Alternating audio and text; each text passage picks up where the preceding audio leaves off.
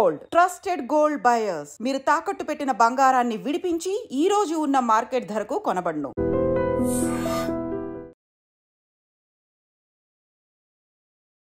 తెలంగాణలో రాజకీయాలు డిఫరెంట్గా నడుస్తుంటాయి. రోజు రోజు డెవలప్మెంట్స్ జరుగుతూనే ఉంటాయి. అయితే నిన్న కాంగ్రెస్ పార్టీకి సంబంధించి ఎవ్రీ ఇయర్ జరుగుతుంది, అది కూడా ఏం కొత్త ఏం కాదనుకోండి, కానీ సిడబ్ల్యూసి సమావేశం జరిగింది గుజరాత్ వేదికగా. సో అక్కడ కొంత రేవంత్ రెడ్డి గారు బీజేపీని టార్గెట్ చేస్తూ మాట్లాడడం అయితే జరిగింది. అది కాకుండా హెచ్సియుకి సంబంధించిన ఇష్యూ కూడా ఇంకా నడుస్తున్న సందర్భంలో ఇవన్నీ ఇష్యూస్ మీద మాట్లాడదాం.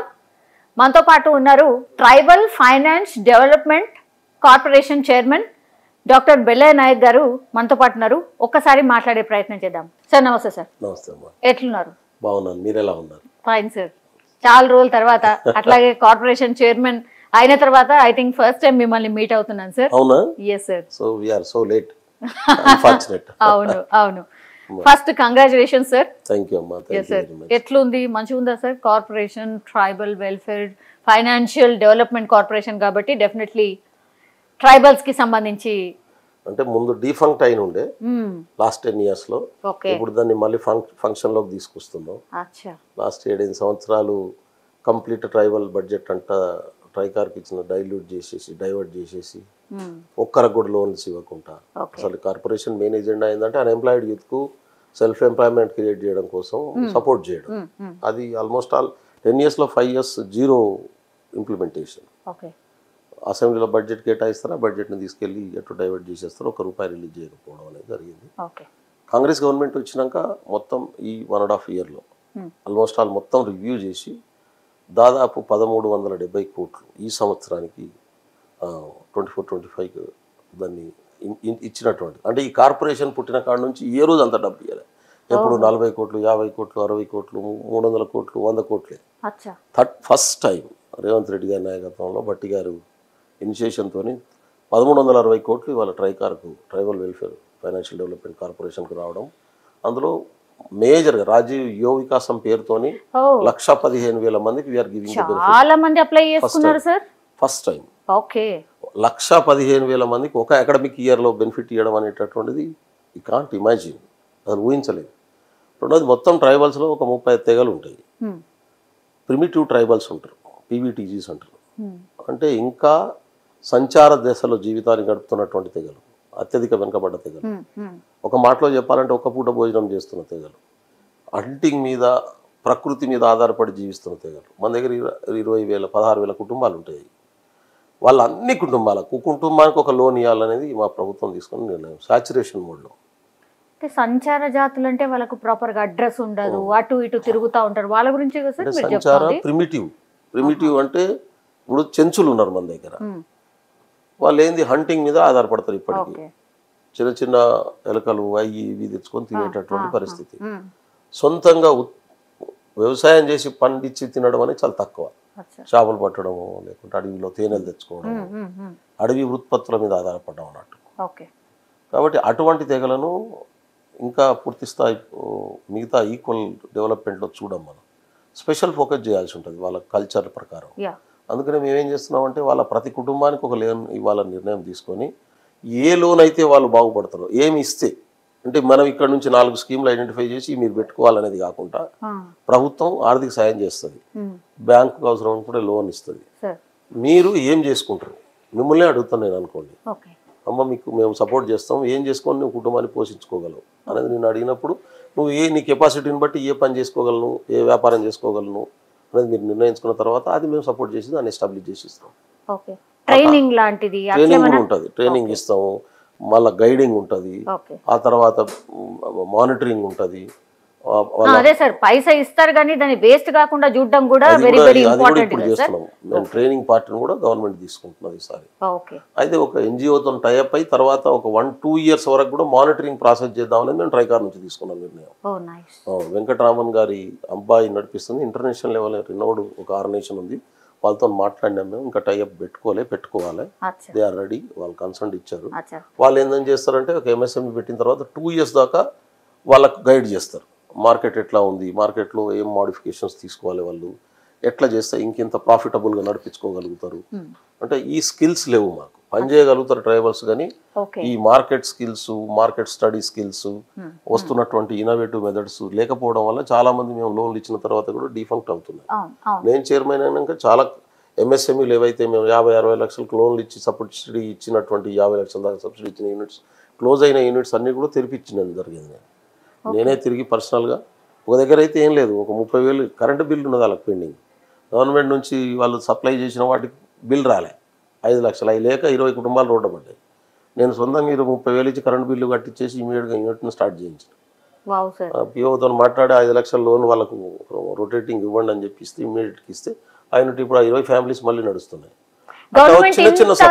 ఇంత మంచి పనులు చేస్తుంది మాకు చెప్పండి సార్, వీల్ డెఫినెట్లీ కవర్ బాగుంటది కూడా సార్ నిజంగానే. ఇప్పుడు చిక్కీస్ ఉన్నాయి, మేము తయారు చేసిన చిక్కీస్ మార్కెట్ లో ఎవరికి కాంపిటేట్ లేవు. మా ఎంఎస్ఎంఈలు తయారు చేస్తున్న సబ్బులు మార్కెట్ లో నీ డో సబ్బు కూడా పనికిరాదు. అంత హైజీనిక్ ఉంటాయి, ఎంత క్వాలిటీ ఉంటాయి, ఎంత న్యాచురల్ ఉంది. మువ్వాతో లడ్డూలు ఎప్పుడైనా తిన్నారా మీరు?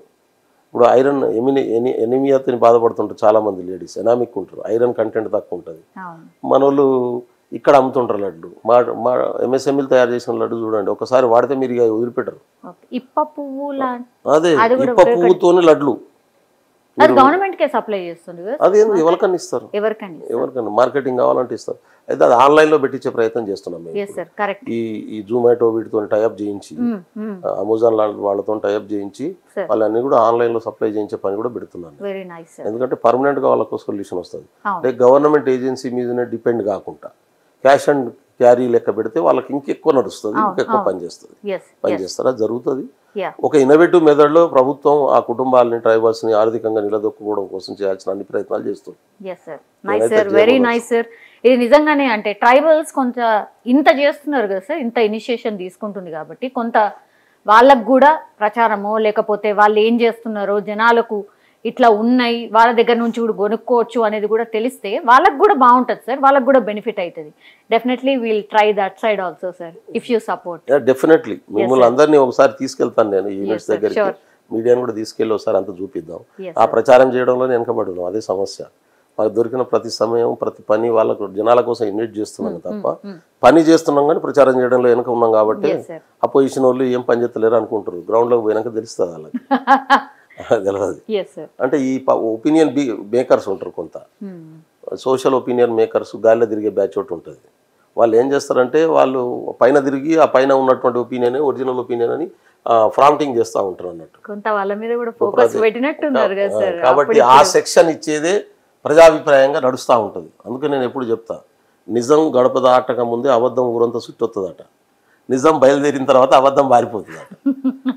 మీరు ప్రతి ఇన్సిడెంట్ చూడండి, మా గవర్నమెంట్ వచ్చినాక ప్రతి నిర్ణయాన్ని ప్రతిపక్షాలు కానీ ఈ ఒపీనియన్ మేకర్స్ కానీ సోకాల్డ్ నెగిటివ్ ఒపీనియన్స్ కానీ నెగిటివ్ క్రియేట్ చేయడం కోసం ప్రయత్నం చేశారు.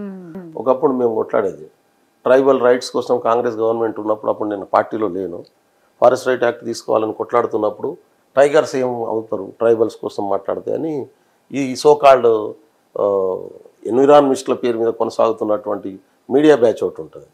వీళ్ళందరూ కలిసి ట్రైబల్స్ ఆలోచిస్తున్నారు, టైగర్స్ గురించి ఆలోచిస్తున్నారు మీరు అని. వాట్ అబౌట్ ద టైగర్స్ అంటారు వాళ్ళు. మేము మనిషి జీవితం గురించి చెప్పురన్నా, ట్రైబల్స్ అంటే టైగర్స్ అంటారు. ట్రైబల్ వర్సెస్ టైగర్ క్రియేట్ చేశారు. అప్పుడు కిషోర్ చంద్రదేవ్ గారు మంత్రి ఉండే, కేంద్ర మంత్రి యూపీఏ వన్లో. తాను దాని మీద ఫైట్ చేసి మన్మోహన్ సింగ్ గారిని కన్విన్స్ చేసి సోనియా గారి మేడం గారి దృష్టికి తీసుకెళ్ళి అప్పుడు ఆ యాక్ట్ రావడంలో 2006లో చాలా పెద్ద పని చేసింది. సో మెనీ ఆర్గనైజేషన్స్ పనిచేసినాయి. అంటే టైగర్స్ మీద ట్రైబల్స్ గెలిచారు అప్పుడు. ఇట్లా ఇది కూడా జరుగుతుంది, చాలా దిక్కులు జరుగుతుంటుంది. సరే, అది మనిషి జీవితం అనేది సిస్టంలో, ఒక డెమోక్రటిక్ సిస్టంలో కొట్లాడాల్సి ఉంటుంది కాబట్టి తప్పదు. హెచ్సియు పెద్ద ఎత్తున నడిచింది సార్, హెచ్సియు ఇంకా కూడా నడుస్తూనే ఉంది, మీకు తెలియంది కాదు సార్. ఏమైంది అంటే ఫస్ట్ ఏమో ఇనిషియేషన్ తీసుకుర్రు, హెచ్సియు ఇక ఏదో చేద్దాం something like that, me government తరఫున అక్కడ డెవలప్మెంట్ చేద్దాం, ఉద్యోగాలు కల్పిద్దాం, ఏదో సంథింగ్ ఆలోచన చేసిరు. మళ్ళీ బ్యాక్ స్టెప్ పోవడానికి రీజన్ ఏంది? బ్యాక్ లేదు, ఫ్రంట్ లేదమ్మా, మేము క్లియర్గా ఉన్నాం. చాలామందికి మిస్కాన్సెప్షన్స్ ఉన్నాయి. కానీ ఎస్సీ ఇష్యూని అర్థం చేసుకోవాలంటే ఒక 2-3 ఇన్సిడెంట్లు చెప్పాల్సి వస్తుంది. మీకు ఓపిక కూడా చెప్తాం మరి, ఎందుకంటే చాలా ఇంపార్టెంట్. ఈ దేశంలో ఇంతకుముందు రాజకీయ యుద్ధం ఏంటంటే స్ట్రేట్ ఫార్వర్డ్గా ఉండేది. ఇప్పుడు రాజకీయ యుద్ధం స్ట్రేట్ ఫార్వర్డ్ లేదు, కుట్రలు కుతంత్రాలతో చేస్తూ ఉన్నారు. యుద్ధం చేతగానటువంటి వాళ్ళు, నిజాయితీగా పనిచేయడం చేతగాని వాళ్ళు, సత్యాన్ని నమ్ముకొని పనిచేయనటువంటి వాళ్ళు అసత్యాన్ని నమ్ముకొని పనిచేస్తున్నటువంటి పరిస్థితి ఉంది. దాంట్లో చాలామంది తెలవక అసత్యమే సత్యం అని నమ్మేటటువంటి అవకాశం కూడా ఉంటుంది. ఇప్పుడు భూములు మొదటి ప్రశ్న ఏంటంటే భూములు ఎస్సీయా ప్రభుత్వానియా? అవును, ఫస్ట్ అదే. ఇప్పుడు ఎస్సీయూ అనేది ఎట్లా ఏర్పడ్డది నేను చాలాసార్లు చెప్పిన. యూనివర్సిటీ ఆఫ్ హైదరాబాద్ను ఎస్టాబ్లిష్ చేసింది కాంగ్రెస్ పార్టీ. ఎందుకు ఏర్పాటు చేసింది? 1969 తెలంగాణ ఉద్యమం వచ్చినటువంటి క్రమంలో ఆ ఉద్యమాన్ని పాసిఫై చేయడం కోసం ఆ రోజు 8 సూత్రాల పథకాన్ని తీసుకొచ్చింది ఇందిరాగాంధీ గారు. ఆ 8 సూత్రాల పథకానికి వ్యతిరేకంగా ఆంధ్రాలో జయాంధ్ర ఉద్యమం వచ్చింది. తెలంగాణ సపరేట్ ఇచ్చేసేయండి, ఆంధ్ర మాకు సపరేట్ ఇచ్చేయండి అని. మళ్ళీ ఈ 2 రాష్ట్రాలని కలిపి విడగొట్టే పరిస్థితి లేదు. ఎందుకంటే యూఎన్ఓలో కేసు ఉంది 1946లో 48లో ఆ రోజు ఉన్నటువంటి గవర్నమెంట్ ఆఫ్ హైదరాబాద్ వేసినటువంటి కేసు.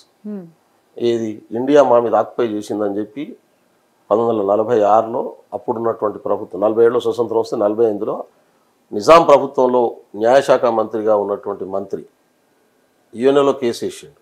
ఆ కేసు 1978 వరకు పెండింగ్ ఉంది. ఆ కేసు తేలకుండా రాష్ట్ర విభజన జరిగే పరిస్థితి లేదు అప్పుడు. కాబట్టి చాలామందికి తెలియదు. కాబట్టి ఏం చేసిరంటే అప్పుడు కలిసి ఉంచడం అనేది అవసరం అనుకున్నది గవర్నమెంట్ ఆఫ్ ఇండియా. అందుకనే 6 సూత్రాల పథకం తెచ్చింది.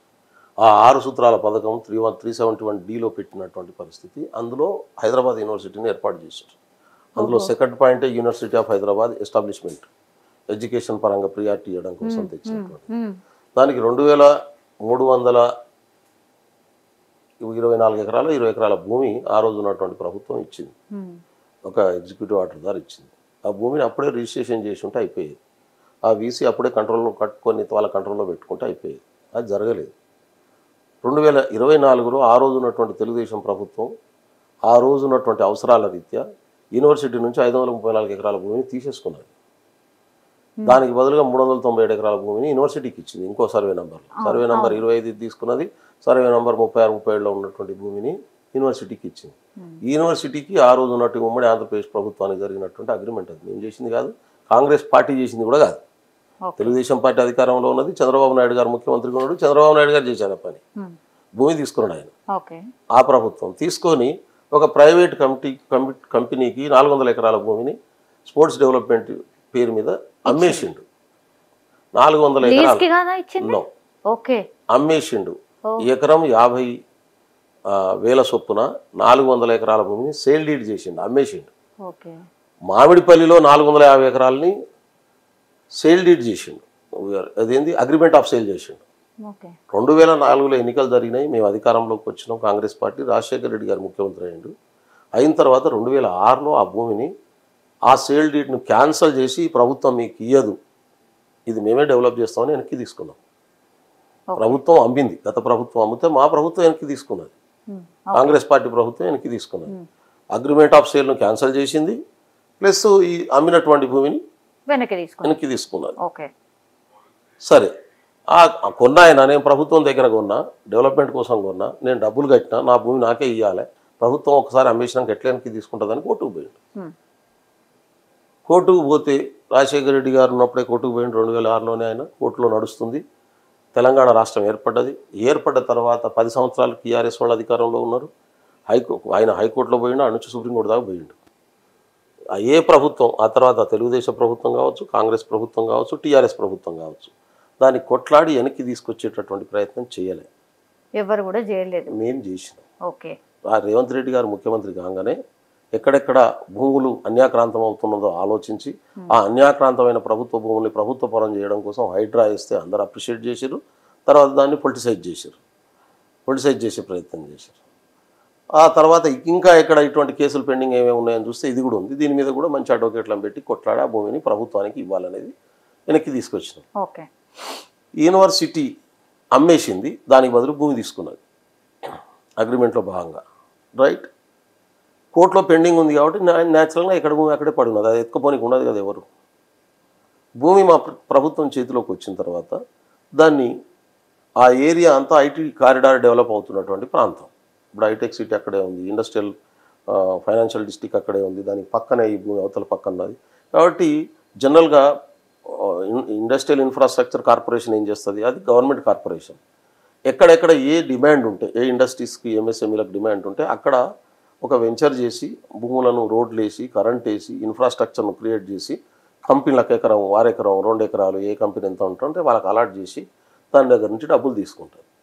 ఆ ఏరియాలో ఎంప్లాయ్మెంట్ జనరేట్ అవుతుంది, గవర్నమెంట్కి ఇన్కమ్కి వస్తుంది, లోకల్లో నిరుద్యోగ సమస్య పరిష్కారం అవుతుంది. ఇది జనరల్ ప్రాసెస్. ఇది మీ వర్షన్ సార్. నాకు చెప్పండి మొత్తం వాళ్ళ వర్షన్ కూడా చెప్పేస్తున్నాను. మీరు అడిగిన అది కూడా చెప్తున్నాను. కాబట్టి వాళ్ళు ఏం చేశారు, గవర్నమెంట్కి అప్లై చేసుకున్నారు. అది కార్పొరేషన్ గవర్నమెంట్కి మా భూమి కావాలని అప్లై చేస్తే గవర్నమెంట్ ఏం చేసింది, అలాట్ చేసేటటువంటి ముందే రెవెన్యూకి ఇన్స్ట్రక్షన్ ఇస్తే రెవెన్యూ డిపార్ట్మెంట్ వాళ్ళు 2024లోనే పోయి గవర్నమెంట్ వచ్చిన తర్వాత కేసు వచ్చినాక అటు యూనివర్సిటీ వాళ్ళతో మాట్లాడి మళ్ళా కూర్చొని పంచనామా చేసి ఈ 400 ఎకరాల భూమిని సర్వే చేసి ఇండస్ట్రియల్ డిపార్ట్మెంట్కి ఇచ్చేసారు. ఇచ్చేసిన తర్వాత మొన్న వాళ్ళు అక్కడ ఆ ఇండస్ట్రియల్ ఏరియాను డెవలప్ చేయడం కోసం వాళ్ళు అడిగిపోయినారు. పోయినాక గవర్నమెంట్ అంటే ప్రభుత్వం ఇండస్ట్రియల్ ఇన్ఫ్రాస్ట్రక్చర్ కార్పొరేషన్కి ఇచ్చింది. కార్పొరేషన్ డెవలప్ చేయాలి. ఇది ఎవరు పంచనామా చేసి, అటు యూనివర్సిటీ రిజిస్ట్రార్ ఉన్నాడు, ఇటు ప్రభుత్వం నుంచి లోకల్ శేర్లింగంపల్లి ఎంఆర్ఓ ఉన్నాడు. వీళ్ళు జనరల్గా అధికారులు పంచనామా చేసి ఇస్తారు. ముఖ్యమంత్రి మీరు నేను పోవాడ చేసి ఇచ్చేసారు. ఇచ్చి కూడా ఆల్మోస్ట్ 7 నెలలు అయింది. అది వాళ్ళు ఇప్పుడు డెవలప్మెంట్కి పోతే ఇది యూనివర్సిటీ భూమి, మా భూమి మాకు కావాలి, మేము ఇవ్వడానికి వీల్లేదు అని చెప్పి మొదలుపెట్టారు. ముందేమో యూనివర్సిటీ భూమి అని వచ్చిండ్రు. చాలా మందికి తెలియదు కాబట్టి అది యూనివర్సిటీ భూమి అనుకుంటారు. నేను కూడా అనుకున్నాను. తప్పేం లేదు. ఎందుకంటే గతంలో ప్రభుత్వం యూనివర్సిటీకి ఇచ్చింది భూమి. అది దాని నుంచి గత ప్రభుత్వానికి మరి ఆ రోజున అధికారుల సమస్య ఉన్నదో, ఆ రోజున మేధావులు ఎందుకు మాట్లాడలేదు నాకు తెలియదు. కానీ ఆ భూమి చంద్రబాబు నాయుడు ప్రభుత్వానికి అప్పచెప్పి ఆ ప్రభుత్వం ప్రైవేట్ కంపెనీకి అమ్ముకునేదాకా పోయింది. అంటే అమ్ముకున్నోడు మంచినే ఉన్నాడు, కొనుక్కున్నోడు మంచినే ఉన్నాడు. దాన్ని కాపాడడం కోసం పనిచేసిన మా ప్రభుత్వం మాత్రం ఇవాళ శిలక్కొయ్య మీద దాన్ని నిలబెట్టినటువంటి పరిస్థితిని మేము తప్పు చేసినామని. మేము ఎక్కడ తప్పు చేయట్లేదు. మేము ప్రజల ప్రయోజనం యాంగిల్లో పనిచేస్తున్నాం. సరే, యూనివర్సిటీ విద్యార్థులు కానీ మేధావులు కానీ ఇది మా భూమి అని వచ్చిండ్రు. సరే, మా భూమి అనేటంటే అప్పుడు ఈ విషయం జరిగిన పరిణామం అంతా ప్రభుత్వం ముందు పెట్టింది. అప్పుడు ఏమన్నారు, ఇది మాది కాదు, ఇక్కడ అడవి ఉన్నది, కొట్టడానికి వీల్లేదు, ఇది పర్యావరణ సమస్య అవుతుంది అని చెప్పి మాటలు వస్తున్నాయి. అక్కడ సింహాలు ఉన్నాయి, జింకలు ఉన్నాయి, లేళ్ళు ఉన్నాయి, నెమళ్ళు ఉన్నాయి, ఏనుగులు ఉన్నాయి. కొన్ని వీడియోలు అయితే ఏనుగులు కూడా కనబడుతున్నాయి, నాకైతే తెలియదు. ఇవాళ అడవి ఉన్న కాడ ఎక్కడన్నా జింకలు లేళ్ళు నెమళ్ళు ఉండడం అనేది సహజమైన ప్రక్రియ. నేను దాన్ని ఏం కాదనను. ఎకాలజికల్ బ్యాలెన్స్ ఉండాల్సిందే. ప్రకృతిని మనం ప్రేమించేటోళ్ళం, ప్రకృతి ఉంటేనే మనం అంతా బతుకుతాం. మొత్తం విషవాయుల్ని చిమ్మే చెట్లు చైనా నుంచి తెప్పించి మొక్కల పేరు మీద హైదరాబాద్ అంతా నాటి, తెలంగాణ అంతా నాటిన వాళ్ళు, ఆక్సిజన్ను పీల్చుకొని కార్బన్ డైఆక్సైడ్ను రిలీజ్ చేసే మొక్కలు నాటిన వాళ్ళు మంచినే ఉన్నారు. దాని పేరు మీద పైసలు ఎత్తుకొని సొంత ఆస్తులు కొనుక్కొని ఫామ్ హౌజులు కొనుక్కున్న వాళ్ళు మంచినే ఉన్నారు. కానీ ఇక్కడ మాత్రం పర్యావరణం దెబ్బతింటుంది అని చెప్పి ఇలా మా ప్రభుత్వాన్ని బదనాం చేసే పనిలో పెట్టుకున్నారు. ఆ చెట్టు కూడా నరకడానికి వీల్లేదు, నేను ఒప్పుకుంటాను. కానీ దీని వెనకాల 400 ఎకరాలు ఇలా 20 సంవత్సరాల నుంచి యూనివర్సిటీ భూమిని గుంజేసి ప్రైవేట్కి ఇస్తే ఎందుకు మాట్లాడలే? అది ఏదో ప్రైవేట్ కంపెనీ వాడు అప్పుడే డెవలప్ చేసుకుంటే మాట్లాడే అవకాశం ఉండకపోయేది. రాజశేఖర రెడ్డి ప్రభుత్వం, కాంగ్రెస్ ప్రభుత్వం ఆ రోజు కాపాడడానికి ప్రయత్నం చేయకుండా ఆగిపోయేది. అది ఇవాళ దాన్ని కొట్లాడకుండా మేము కేసీఆర్ లెక్క క్విట్ పోకోలో మాకు ఏమైనా దొరుకుతుందేమో అని చెప్పి వెనక నుంచి ఆలోచించి వదిలేసున్నా పంచాయతీ ఉండకపోయేది. అంతే కదా. ఇప్పుడు కేటీఆర్ గారు వీళ్ళు ఎందుకు ఊకున్నారు? ఆ పక్కనే ఉన్నటువంటి ఆ 534 ఎకరాలకు వెళ్ళి 134 ఎకరాల భూమి తీసుకుపోయి టీఎన్జిఓ అసోసియేషన్కి వాళ్ళే ఇచ్చారు కదా. దాని తర్వాత 50 ఎకరాల భూమి ఒక ప్రైవేట్ కంపెనీకి వాళ్ళే ఇచ్చారు కదా. 100 ఫీట్ల రోడ్డు వాళ్ళే ఇచ్చారు కదా, వితౌట్ పర్మిషన్ వాళ్ళే ఇచ్చారు కదా. అప్పుడు కూడా ఎవరు మాట్లాడలే. నేను ఎందుకు చెప్తున్నా అంటే, పర్యావరణ రక్షకులు కానీ యూనివర్సిటీ రక్షకులు కానీ ఇవాళ కూడా యూనివర్సిటీ భూమి అయితే యూనివర్సిటీకే ఇవ్వాలి. నేను కోరుకుంటుందాన్ని. I don't feel anything. పర్యావరణాన్ని బ్యాలెన్స్ ఆడ ఉంటే అది దెబ్బతినకు ఉండాల్సిందే, తప్పేం లేదు. నేనేమంటే దానికి ఒక ప్రొసీజర్ ఉంటుంది. నేను ఫస్ట్ డే అడిగినప్పుడే చెప్పిన, నేను చాలా పెద్దలు అడిగితే, అవును సార్ మీరు చాలామంది అక్కడే పనిచేశారు కదా, ఆ రోజు ట్రాన్సాక్షన్ మీద ఎందుకు ఆపలే? పోనీ సుప్రీంకోర్టు నుంచి జడ్జిమెంట్ వచ్చి కూడా 1 ఇయర్ దాటింది కదా ఆల్మోస్ట్. గవర్నమెంట్ వచ్చినాక 3 నెలలనే తీసుకొచ్చింది కదా రేవంత్ రెడ్డి ఎమ్మడిపడి. మరి ఇమీడియట్గా గతంలో మాది ఉండనే ఇది మాకు అప్పచెప్పండి అని చెప్పి ఒక అప్లికేషన్ పెట్టుకుంటే అయిపోయేది కదా. ఇంత పంచాయతీ అక్కర్లేదు కదా. మేమేం ప్రెస్టేజ్కి పోయేటోళ్ళం కాదు. మా ముఖ్యమంత్రి ఇప్పుడు 7 నెలల క్రితం వాళ్ళకి ఇచ్చిండ్రు. 7 నెలల కంటే ముందు నువ్వు పెట్టినా నీకే అసలు యూనివర్సిటీ ఉంది, ఆడ చెట్లు పుట్టలు ఉన్నాయి, యూనివర్సిటీకి ఎప్పుడన్నా మళ్ళీ ఇంకోసారి భూమి దొరకదు, ఉండని ఇచ్చేటోళ్ళు కదా. పోనీ ఇంత గొడవ అయిన తర్వాత ఈ భూమి మాకు అలాట్ చేయండి అని ఇప్పుడైనా లెటర్ పెట్టండి అని చెప్పిన. అది క్యాన్సల్ చేయండి, ఐఐసిసికి ఇవ్వండి, ఇక్కడ ఎన్విరాన్మెంట్ ఉంది, ప్లస్ యూనివర్సిటీ ఎక్స్పాన్షన్కి మాకు జాగా దొరకదు, తర్వాత ఇప్పటికైనా ఒక అప్లికేషన్ ఇవ్వండి. అంటే కాన్స్టిట్యూషనల్ సిస్టంలో ప్రొసీజర్ ప్రకారం జరగాల్సిన పని ప్రొసీజర్ ప్రకారం జరగాలి. బదన ఇప్పుడు 2 పద్ధతులు ఉన్నాయి. మీలో ఏమైనా లోపం, నాలో ఏమైనా లోపం ఉందనుకో, నేను ఎక్కడ చెప్పాలి? మీ షోలో చెప్పాలి. మీకు ఏమైనా అవసరం ఉందనుకో, మిమ్మల్ని బదనాలు చేయాలంటే పబ్లిక్లో చెప్పాలి. ఈ పబ్లిక్లో చెప్పేటటువంటి వాళ్ళంతా. ఎందుకంటే మేము మాకు అడిగిన తర్వాత మేము చేయలేదనుకో మా తప్పు అవుతుంది. మేము ఖచ్చితంగా చెప్తున్నాం మా తప్పు అవుతుంది. మేము పర్యావరణాన్ని కాపాడుకోవాలని కోరుకునే వాళ్ళం, యూనివర్సిటీస్ బలోపేతం కావాలని కోరుకునే వాళ్ళం, రాజ్యాంగబద్ధ సంస్థలని మరింత బలోపేతం కావాలని కోరుకునే వాళ్ళం. ఈ రోజు కూడా we are not against students, are not against anybody. కానీ ఇక్కడ ఒక విషయాన్ని నేను గుర్తు చేయదలుచుకున్నది ఏంటంటే, ఎవరో ఎవరి రాజకీయ ప్రయోజనాల కోసమో ప్రొవోకేట్ చేస్తే ఆ ప్రొవోకేషన్లో పడొద్దని చెప్తున్నాను.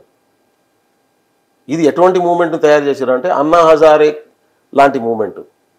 అన్నా హజారే 2004 ఎన్నికల కంటే ముందు, 14 ఎన్నికల కంటే ముందు కాంగ్రెస్ పార్టీ ప్రభుత్వానికి వ్యతిరేకంగా ఫేక్ మూమెంట్ను, ఫేక్ లోక్పాల్ బిల్లు లాంటి మూమెంట్ను క్రియేట్ చేసి కాంగ్రెస్ 1,75,000 కోట్ల కరప్షన్ చేసిందని ఢిల్లీ కేంద్రకంగా రామ్లీలా మైదానంలో పెట్టి పెద్ద మూమెంట్ చేస్తే కిరణ్ బేడీ లాంటి ఐపీఎస్ ఆఫీసరు, చాలా ఆమ్ ఆద్మీ పార్టీ ఏర్పాటు చేసినటువంటి వీళ్ళంతా సో కాల్డ్ విప్లవకారులం, ఈ దేశాన్ని మేమే ఆటలాడదామని కూర్చున్న వాళ్ళంతా ఆ మూమెంట్ అయి కాంగ్రెస్ బదనాం అయిపోయి కాంగ్రెస్ ఓడిపోయిన తర్వాత ఒక్కడు కనబడలే ఈ రోజు వరకు. 30 రూపాయలకు పెట్రోల్ దొరుకుతుంది అనుకున్నటువంటి ఆ స్వామి వాడేది నగ్నంగా తిరుగుతుంటాడు. వాడేది ఒక పెట్టుకొని కోట్ల రూపాయలు సంపాదించండి కదా కంపెనీ పెట్టుకొని. అదే యోగా చేస్తుంటాడు కదా, ఏంటంటే పొట్ట తిప్పుతుంటాడు బాబా అనేది పాడవాలి. ఏడున్నాడు? అరే మోడీ వస్తే 30 రూపాయలు 40 రూపాయలకు పెట్రోల్ వస్తుంది అనుకున్నాడు కదా. అప్పుడు 135 రూపాయలు డాలర్ ఉండే పెట్రోల్ క్రూడ్ ఆయిల్ ధర ఇవాళ 61 రూపాయలు ఉన్నది. ఇప్పటికి కూడా రాలే కదా 12 సంవత్సరాలు అయిన తర్వాత. క్రూడ్ ఆయిల్ ధర ఇప్పుడు అంతర్జాతీయ మార్కెట్లో ఎంత ఉన్నది? 61 రూపీస్ నిన్న రేటు చెప్తున్నాను. అప్పుడు ఎంత ఉన్నది? ఇవాళ ఎంత ఉన్నది? పెట్రోలు 107 110 రూపాయలు ఉన్నది. ఈ రోజు కూడా 40 రూపాయలు కాలే కదా. ఆ రోజు ఎంత ఇచ్చినాం మేము పెట్రోల్ మీద ట్యాక్స్? 9 రూపాయల 10 పైసలు. ఈ రోజు ఉన్నది 45 రూపాయలు స్టేట్ ట్యాక్స్, 45 రూపాయలు సెంట్రల్ ట్యాక్స్, మొత్తం కలిపి ఇదే 100 రూపాయలు. అసలు ఒరిజినల్ కాస్ట్ 30 రూపీస్ లేదు దాన్ని. మరి మేము వేసిన 90 రూపాయలు వేసి ఇవ్వాలి, ఇయ్యరాదు?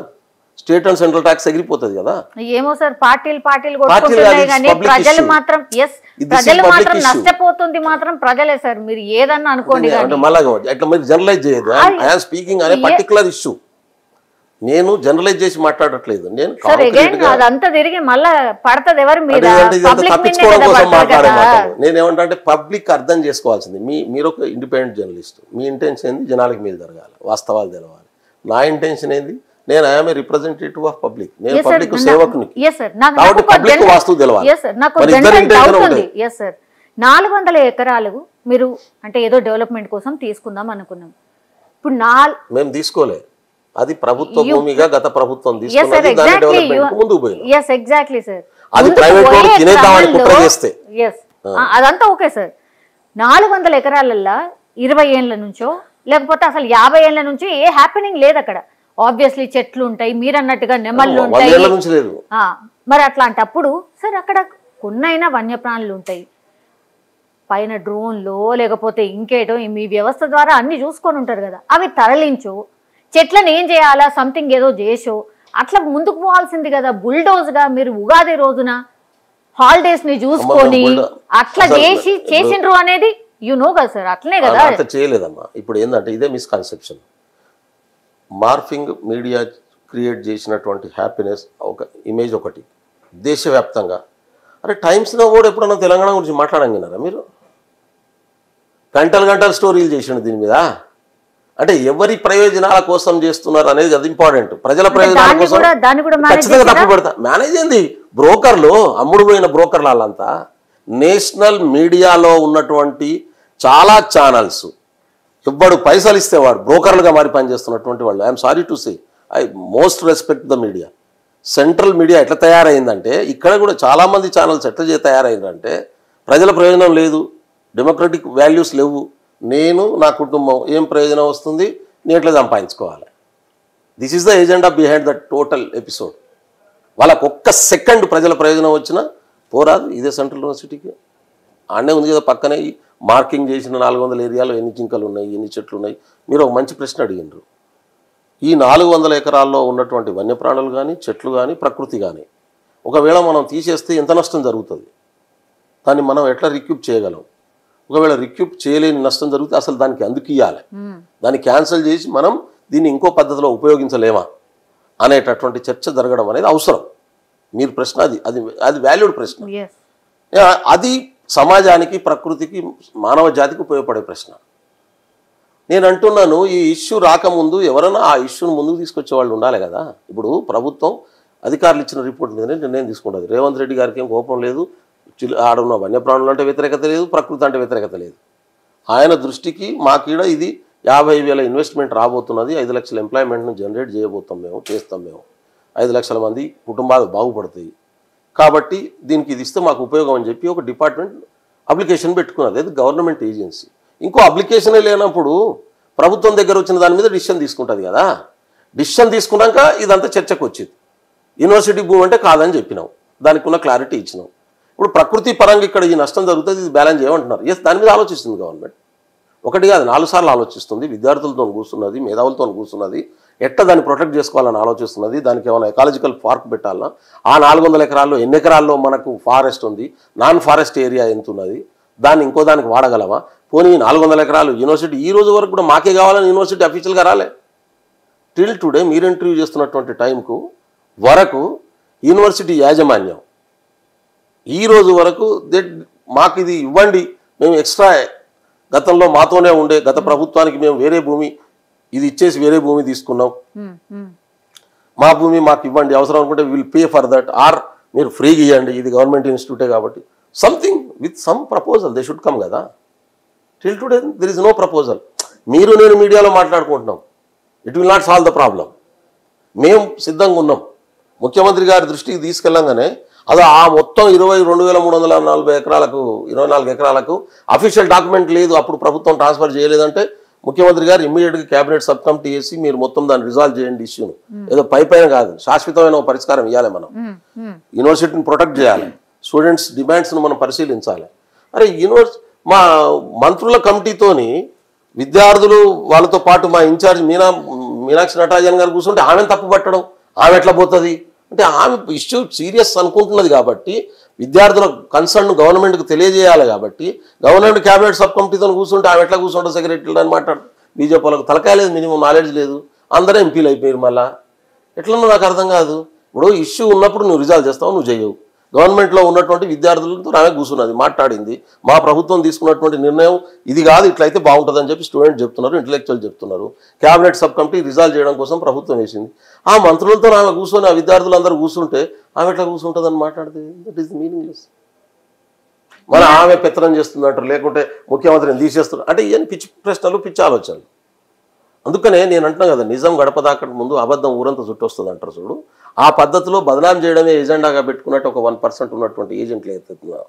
దీని వెనకాల రాజకీయ కుట్ర ఉందంట. నేను ఏం రాజకీయ కుట్ర అంటే, వేముల రోహిత్ ఆ యూనివర్సిటీలో చనిపోయాడు, మీకు ఐడియా ఉంది కదా.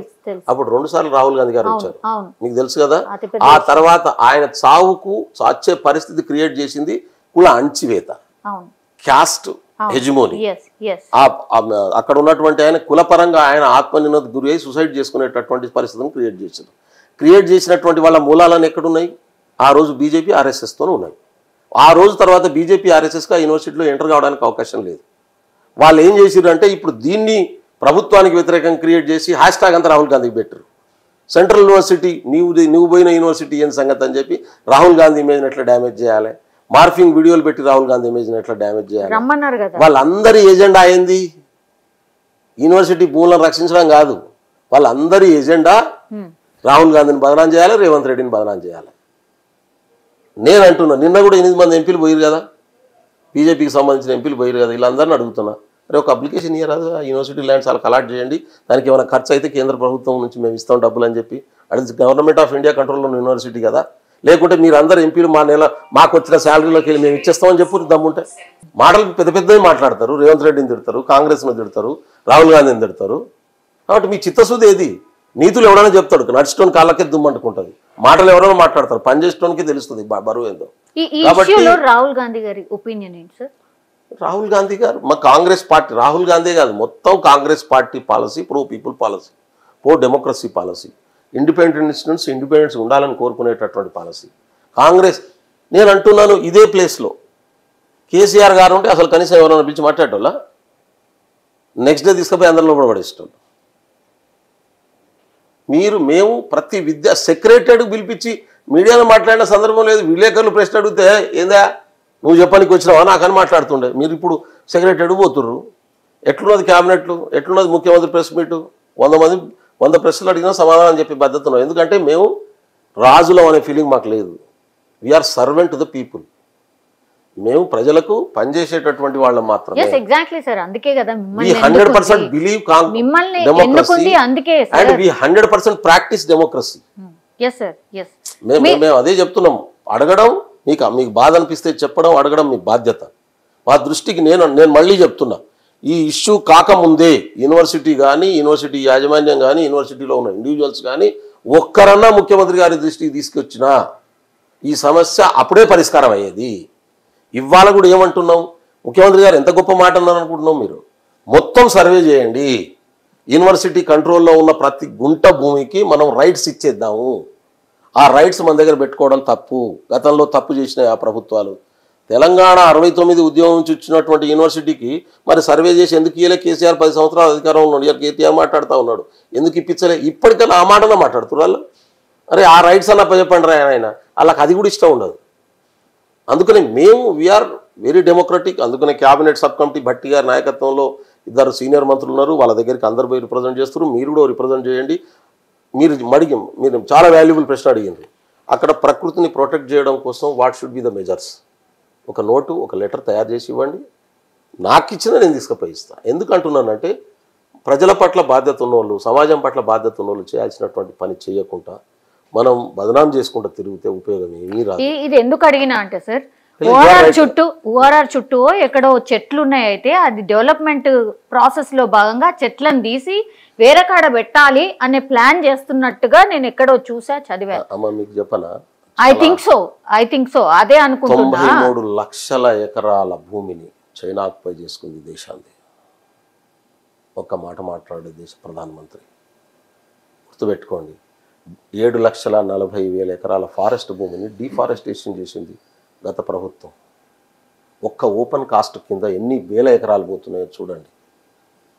ఛత్తీస్గఢ్లో ఐరన్ ఓర్ మైన్ పేరు మీద 2,000 ఎకరాల భూమి 3 బెటాలియన్ల ఆర్మీని పెట్టి తవ్వుతున్నది బీజేపీ గవర్నమెంట్. రోజుకు 100 మందిని ఛత్తీస్గఢ్లో చంపుతున్నది ఓపెన్ కాస్ట్ కోసం, ఐరన్ ఓర్ కోసం. మొత్తం ట్రైబల్స్ను టార్గెట్ చేసి చంపుతున్నటువంటి పరిస్థితి కొనసాగుతున్నారు. ఎందుకంటే నక్సల్ పేరు పెట్టాలి, వీళ్ళని చంపేయాలి, అడికెళ్ళి ఖాళీ చేయించాలి, ఆ మైన్ ఎత్తుకుపోవాలి. నేచర్ను కరీంనగర్ పోతుంటే మీరు సిరిసిల్ల మన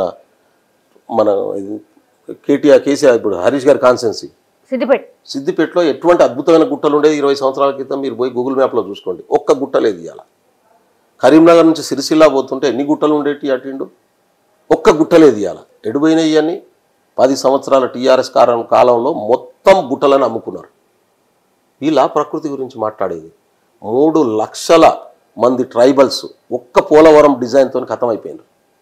10 లక్షల హెక్టార్ల భూమి పోయింది. మీకు చెప్తా ఉన్నాను, దాదాపు 500 గుళ్ళు మునిగిపోయినాయి దాని కింద పూర్తయితే. ఎన్ని లక్షల టేక్ చెట్లు పోయినాయో, ఎన్ని లక్షల వన్యప్రాణులు పోయినాయో. ఒక్కరున్న మాట్లాడిన వీళ్ళు ఒక్కరన్నా. ఇంత విధ్వంసం జరుగుతుంటే మరి ఒక పెద్ద మూవ్మెంట్ రావాలి కదా సార్. అది ఎందుకు ఫెయిల్యూర్ అయ్యారు? ఎక్కడ ఫెయిల్యూర్ అయ్యింది? కార్పొరేట్ చేతుల్లోకి వెళ్ళిపోయింది. రాజకీయ నాయకత్వం కార్పొరేట్ల ప్రయోజనాల కోసం పనిచేసే నాయకత్వం వచ్చేసింది. రాజకీయ పార్టీలు డెమోక్రసీని వదిలిపెట్టి విధ్వంసంలోకి వెళ్ళిపోయినాయి. ఇవాళ ఒక్క కాంగ్రెస్ పార్టీ మాత్రమే కొట్లాడుతున్నటువంటి పరిస్థితి ఉంది. కాంగ్రెస్ నేను అంటున్నాను, కాంగ్రెస్ తప్పు చేయలేదా? చేసింది. తప్పు చేసిన ప్రతిసారి ప్రజలు మమ్మల్ని శిక్షించారు. ఆ శిక్షలు భరించుకొని మమ్మల్ని మేము రెక్టిఫై చేసుకున్నాం. ఎక్కడ తప్పు చేసినాం, ఏ మిస్టేక్ జరిగింది. ఇప్పుడు 2G స్కామ్ జరిగిందని చెప్పి పెద్ద ఎత్తున 1,75,000 కోట్లు అని చెప్పారు. ఇంక్వైరీ మేమే పెట్టాం కదా. మోడీ గారు వచ్చినాక కంటిన్యూ చేసి ఇది స్కామ్ జరగలేదని తేల్చిండ్రు. మేము 2G గవర్నమెంట్తో పాటు ప్రైవేట్ ఏజెన్సీకి సైమల్టేనియస్కి ఇచ్చినాం. ఇచ్చినందుకు స్కామ్ జరిగింది అన్నారు. 3G ఎవరికి ఇచ్చిండన్న మోడీ? 4G ఎవరికి ముందుగా ఇచ్చిండు? 5G ఎవరికి ఇచ్చిండు? 5 years తర్వాత కదా బిఎస్ఎన్ఎల్కి ఇచ్చింది. 18,000 కోట్ల రూపాయలు బిఎస్ఎన్ఎల్కి ఎగ్గొట్టింది నీకు జియో. ఎగ్గొడితే దాన్ని మాఫీ చేసిండు మోడీ. అది స్కామ్ అంటారా? దాన్ని ఏమంటారు? అంటే నిలువుగా ప్రజా ఆస్తుల్ని దోసుకుంటున్న వాళ్ళు మంచోడు అయిపోయిండు, కాపాడిన వాళ్ళు దొంగ అయిపోయాడు. అబద్ధం నిజమైపోయింది, నిజం అబద్ధంగా మారిపోయినటువంటి పరిస్థితి. అంటే నోరున్నోది రాజ్యం అని చెప్పి అంటారు చూడండి, గుత్పున్నోది నోరున్నోది రాజ్యం. ఇక్కడ గుతుపా నోరే, డెమోక్రసీ కాన్స్టిట్యూషన్ నడవట్లేదు. ఆ రాజకీయ రంగాన్ని మొత్తం రాజ్యాంగ రంగాన్ని నడిపించాల్సిన వ్యవస్థలన్నీ కుప్పగూలిపోతున్నటువంటి పరిస్థితి ఉంది. అందుకనే మీరు చెప్పినట్టు నిన్న జరిగింది కదా అహ్మదాబాద్ లో దానికోసం టార్గెట్ బీజేపీ ఉన్నట్టుంది దేశాన్ని విధ్వంసం చేసేటోడు ఎవడన్నా మాకు శత్రువే. ఎంటర్ కానియమంటున్నారు కదా. దేశాన్ని విధ్వంసం చేసేటోడు ఎవడన్నా మాకు శత్రువే.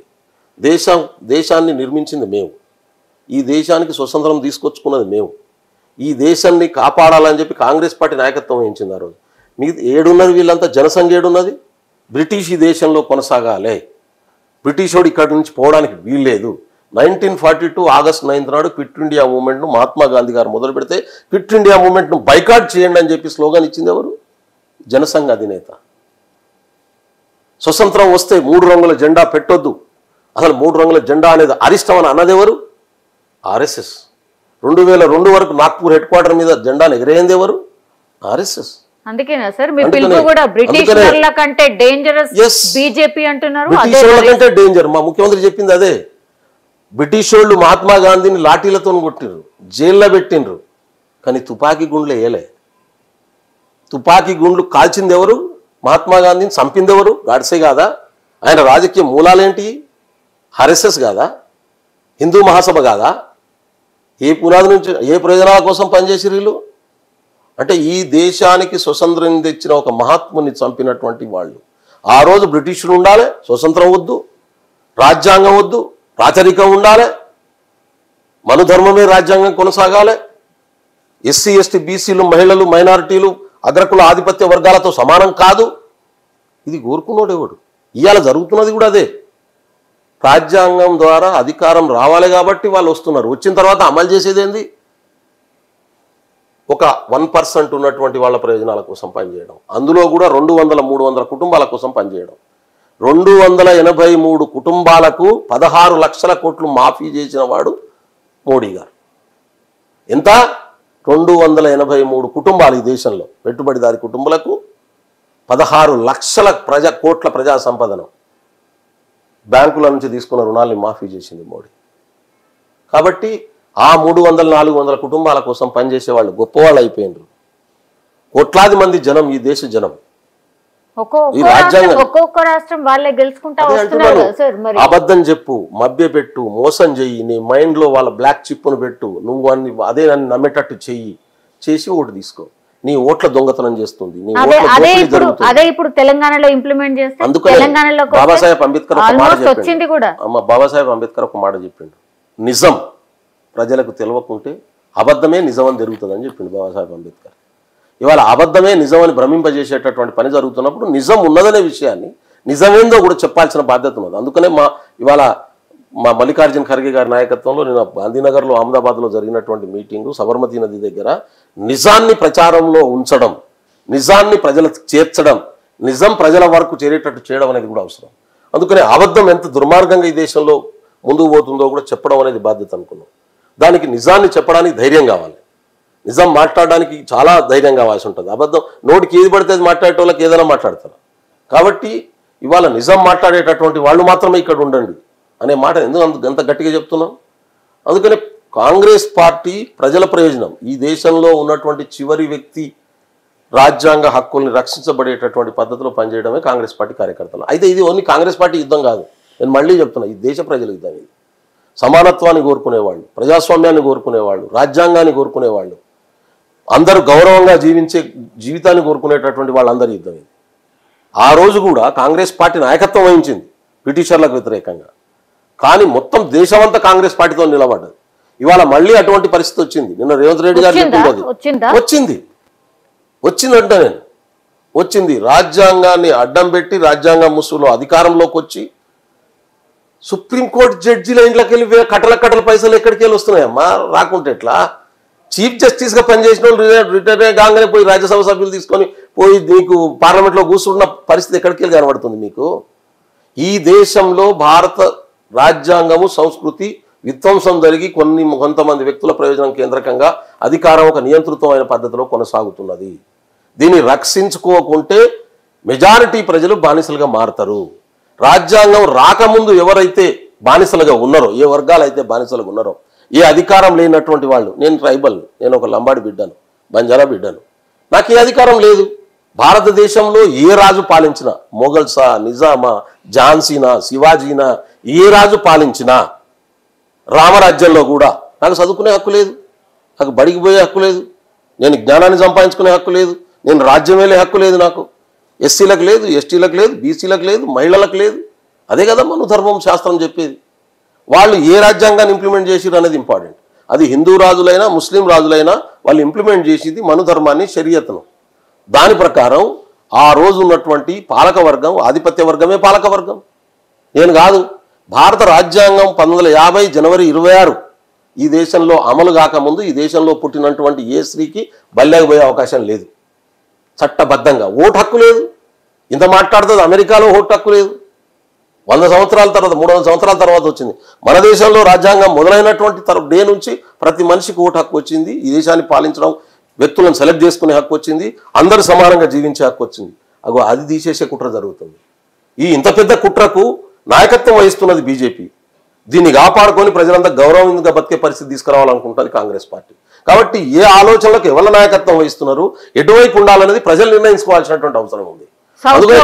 సౌత్ లోకి ఆల్రెడీ ఎంటర్ అయిపోయింది సార్. సౌత్ ఫోకస్డ్ గా ఉండబోతోంది ఇప్పుడు బీజేపీ అనేది మీకు కూడా తెలుసు. అమ్మ, సౌత్, నార్త్ ఈస్ట్, వెస్ట్ ఏదన్నా కావచ్చు, భారత భూభాగం మొత్తంలో ఇవాళ సమానత్వం వైపు ఉండేవాళ్ళు ఎవరు, ఆధిపత్యం వైపు ఉండేవాళ్ళు ఎవరు, ప్రజాస్వామ్యం వైపు ఉండేవాళ్ళు ఎవరు, నియంతృత్వం వైపు ఉండేవాళ్ళు ఎవరు, ఇప్పుడున్నటువంటి రాజ్యాంగాన్ని పూర్తిగా అమలు చేయించుకునేటటువంటి చైతన్యం వైపు ఉండేవాళ్ళు ఎవరు, దీన్ని అడ్డం పెట్టుకొని ఆధిపత్య వర్గాల ప్రయోజనం కోసం తీసుకునే వాళ్ళ వైపు ఈ పోలరైజేషన్ జరగబోతుంది దేశంలో.